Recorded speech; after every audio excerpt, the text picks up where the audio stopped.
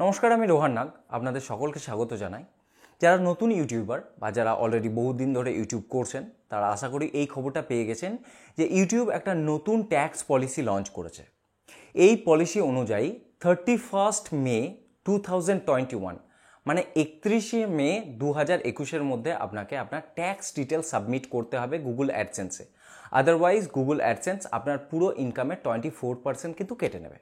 তো বিগত ভিডিওতে আমি এটার ব্যাপারে কথা বলেছিলাম এর প্রোজ অ্যান্ড কনস, মানে কি সুবিধা অসুবিধা আছে, আমাদের জন্য কি কি প্রবলেম আসবে, সেগুলো ডিটেলে আমি আলোচনা করে দিয়েছিলাম। যদি ওই ভিডিওটা এখনও অবধি কেউ না দেখেছেন তাহলে গিয়ে দেখে নিতে পারেন, আমি ডেসক্রিপশনে লিঙ্ক দিয়ে দেবো এবং আই বাটনেও লিঙ্ক দিয়ে দেবো। তো এই ভিডিওতে আমি আর কোনো রকম ভনিতা করব না, একদম সরাসরি গিয়ে দেখিয়ে দেবো যে কিভাবে আপনাকে এই ট্যাক্স ডিটেল সাবমিট করতে হবে এবং সঠিকভাবে সঠিক নিয়মে করতে হবে যাতে কোনো রকম প্রবলেম না হয়। এবং যদি আপনার দেশের সঙ্গে ইউএস গভর্নমেন্টের কোনো রকম ট্যাক্স চুক্তি থেকে থাকে তাহলে সেই ট্যাক্স চুক্তিটা কিভাবে ক্লেম করতে হবে যাতে আমাদের এই ট্যাক্সের পরিমাণটা বা ট্যাক্সের রেটটা একটু কমে যায়। ঠিক আছে? সো আর কোনো রকম কথা বলবো না, সরাসরি গিয়ে দেখিয়ে দিচ্ছি।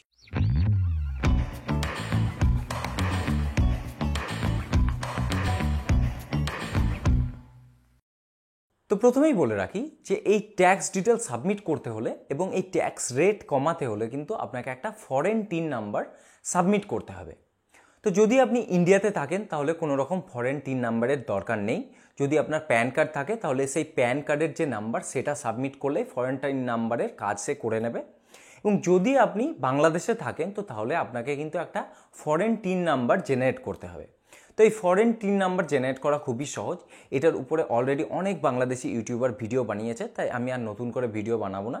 আমি ডেসক্রিপশনে এবং আই বাটনে এর লিঙ্ক দিয়ে দেবো, আপনি যে কোনো একটা ভিডিও দেখে নিতে পারেন এবং আপনি আপনার ফরেন টিন নাম্বার জেনারেট করে নিতে পারেন। ওকে, তো প্রথমেই যদি আপনি আপনার গুগল অ্যাডসেন্সের এই হোম পেজে আসেন তো তাহলে এখানে একদম উপর দিকে দেখতে পাবেন যে এখানে লেখা আছে সাবমিট ইওর ট্যাক্স ইনফরমেশন। ঠিক আছে, তো এই নোটিফিকেশনটাতে এখানে দেখুন ম্যানেজ ট্যাক্স ইনফো, এখানে ক্লিক করতে পারেন। তো তাহলে এটা সরাসরি আপনাকে পেমেন্ট সেকশনে পাঠিয়ে দেবে, বা আপনি ডাইরেক্টও পেমেন্ট সেকশনে আসতে পারেন।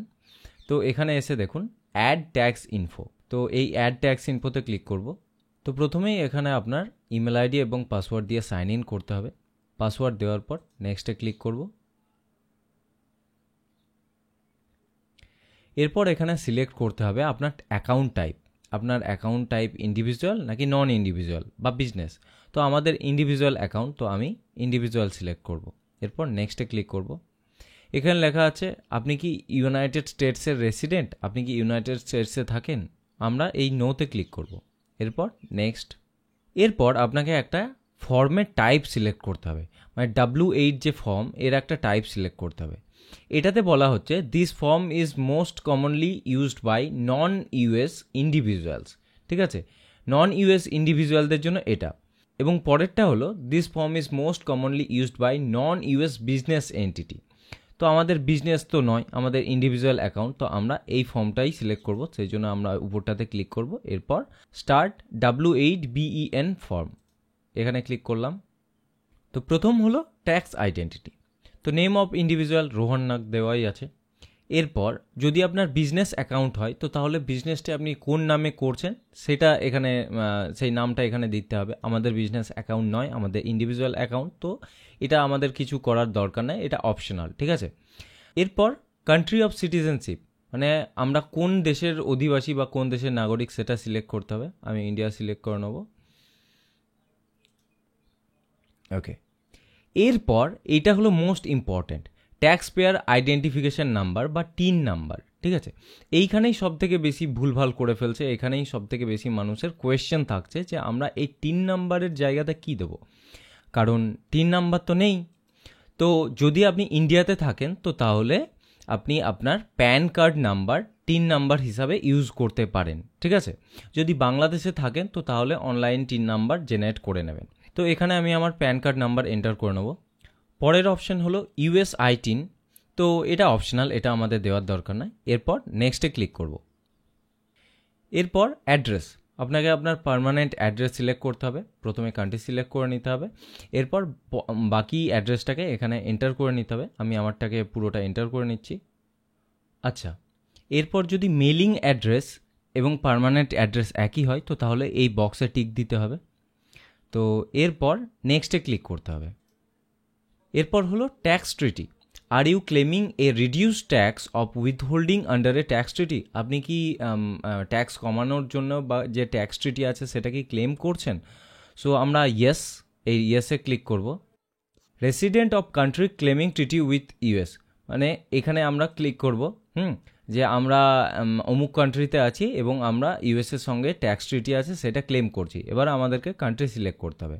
কান্ট্রি হচ্ছে ইন্ডিয়া, আমি আমার ইন্ডিয়া সিলেক্ট করে নেব। ওকে,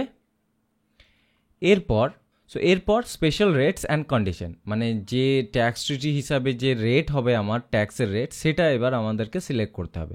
তো প্রথমে সার্ভিস সাচ অ্যাজ অ্যাডসেন্স, এখানে ক্লিক করব। এখানে আর্টিকেল সিলেক্ট করতে হবে, আর্টিকেল 7 অ্যান্ড প্যারাগ্রাফ 1 এটা সিলেক্ট করলাম। এরপর উইথহোল্ডিং রেট 0%, রিডিউস ট্রিটি রেট 0% করব, ঠিক আছে। এরপর এখানে টিক করতে হবে। এরপর হচ্ছে motion picture and TV royalty, এখানে ক্লিক করব। এখানে এসে আমাদেরকে প্যারাগ্রাফ অ্যান্ড আর্টিকেল সিলেক্ট করতে হবে। তো এই প্যারাগ্রাফটাকে সিলেক্ট করব। উইথহোল্ডিং রেট এখানে 15%, এখানে খেয়াল রাখুন উপরটাতে আমরা 0% দিলাম, এখানে 15% দিচ্ছি। ওকে, এরপর এই বক্সের টিক দেব, ঠিক আছে। এরপরে দেখুন আদার কপিরাইট রয়্যালটিস, ঠিক আছে। সো এখানে ক্লিক করলাম। এরপর এখানেও আমাদেরকে প্যারাগ্রাফ সিলেক্ট করতে হবে, এই প্যারাগ্রাফটাকে সিলেক্ট করব। এখানে উইথহোল্ডিং রেট হচ্ছে এই 15%, ঠিক আছে। সো খেয়াল করে দেখুন আমরা কত পার্সেন্ট এই উইথহোল্ডিং রেটটা দিলাম। তো প্রথমে আমরা অ্যাডসেন্সের সার্ভিসের জন্য 0% লাগালাম। এরপর আমরা মোশন পিকচার অ্যান্ড টিভি রয়্যালটিসের জন্য 15% এবং আদার কপিরাইট রয়্যালটিসের জন্য 15%। ওকে, এরপর এই বক্সে টিক দেব, তারপর নেক্সটে ক্লিক করব। আচ্ছা, এবারে এখানে আপনার ডকুমেন্টসটা চলে আসবে। আপনি চাইলে এটাকে একবার প্রিভিউ করে দেখে নিতে পারেন। সাবমিট করার আগে একবার দেখে নিলে সেটা ভালো হয়। এখানে দেখে নেবেন যে যা যা এন্টার করেছেন সব কিছু ঠিকঠাক আছে কিনা। দেখা হয়ে গেলে এরপর এখানে এসে I confirm that I have reviewed and generated tax documents to the best of my knowledge. এরপর নেক্সটে ক্লিক করব। এরপর সার্টিফিকেশন, ফুল লিগ্যাল নেম, এখানে লিগ্যাল নেম দিতে হবে। তো আমি আমার লিগ্যাল নেম দিয়ে দিলাম। Okay, so are you the person listed in the signature section? আপনি কি সেই মানুষটা যেটার সিগনেচার এখানে লিস্ট করা হয়েছে? তো আমি এখানে ক্লিক করব। Yes, I am the person listed in the signature section and I am completing this form on my behalf. আমি সেই মানুষ যে এখানে সিগনেচারটা সাবমিট করেছি এবং আমি নিজে এই ফর্মটাকে সাবমিট করছি। ওকে, এরপর নেক্সটে ক্লিক করব। সো এরপর হচ্ছে activities and service performed in US and affidavit. USA আপনি কি কোনো সার্ভিস পারফর্ম করেছেন বা কোনো অ্যাক্টিভিটিস করেছেন কিনা সেটাই। সো আমরা নো, এখানে টিক দিতে হবে, আই সার্টিফাইড দ্যাট। এরপর status change affidavit. Status change affidavit মানে এখানে দুটো অপশন আছে। এখানে বলা হচ্ছে যে আপনি এই যে সব ট্যাক্স ইনফরমেশন প্রোভাইড করছেন সেটা কোন অ্যাকাউন্টের জন্য, নতুন না পুরনো, এবং নতুন পুরনো যেটাই হোক সেখান থেকে কি আপনি কোনো রকম পেমেন্ট এখন অবধি পেয়েছেন নাকি পাননি। যদি আপনি মানে এখন অবধি পেমেন্ট রিসিভ না করেছেন তো তাহলে উপরটা সিলেক্ট করবেন যে I am providing tax info for a new or existing payment profile that hasn't receive payment. কিন্তু যদি আপনি এর আগে পেমেন্ট রিসিভ করেছেন তো তাহলে এই নিচেরটাকে সিলেক্ট করতে হবে। আমি যেহেতু এর আগে পেমেন্ট রিসিভ করেছি তাই আমি এই নিচের অপশনটাকে সিলেক্ট করব, I am providing tax info that has previously received payment, ঠিক আছে। এরপর নিচে এখানে টিক দিতে হবে। এরপর কোনো চেঞ্জেস আছে কিনা সেটা লিখতে হবে, এটা অপশনাল, এটা দেওয়ার কোনো প্রয়োজন নেই। এরপর এই সাবমিট বাটনে ক্লিক করার সঙ্গে সঙ্গে এটা কিন্তু সাবমিট হয়ে যাবে। দেখুন এটা সাবমিট হচ্ছে, এটা গুগল অ্যাডসেন্স আপনার এই ফর্মটাকে চেক করবে। এরপর এখানে স্ট্যাটাস দেওয়া হবে। দেখুন আমার কিন্তু স্ট্যাটাস অ্যাপ্রুভ দেখাচ্ছে। এবার দেখুন tax form and withholding tax rate সেটা কিন্তু ক্লেম করা হয়ে গেছে। দেখুন 15% ক্লেম হয়ে গেছে, এখানে দেখা গেছে দেখুন 15% ক্লেম করা হয়ে গেছে। ওকে, তো তাহলে এভাবে আপনাকে আপনার ট্যাক্স ইনফো সাবমিট করতে হবে। আশা করি আপনার বুঝতে কোনো রকম অসুবিধা হয়নি। যদি কোনো রকম প্রবলেম হয়ে থাকে তো তাহলে আমাকে কমেন্ট সেকশনে জানাবেন। ওকে, ধন্যবাদ।